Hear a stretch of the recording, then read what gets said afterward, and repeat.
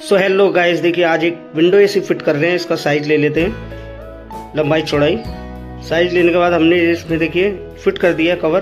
Fit करने के बाद इसके में धीरे धीरे सब पेच हम कस देंगे।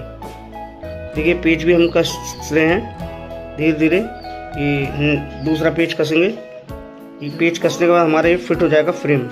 फ्रेम फिट होने के बाद अब हम इसमें एसी डाल देंगे। सही से फिट नहीं हुआ हमारा एसी, फिर से दोबारा खींचेंगे, फिर डालेंगे। ये देखिए हमारा हो गया फिट, तैयार हो गया। इसमें अब हम कवर फिट कर देंगे। कवर भी हमने फिट कर हो चुका हमारा। ये देखिए अच्छे से ये हो गया हमारा एसी लग गया। ओके हो गया पूरा काम। वीडियो अच्छी लगे तो लाइक करिए, सब्सक्राइब करिए, शेयर करिए। Thank you.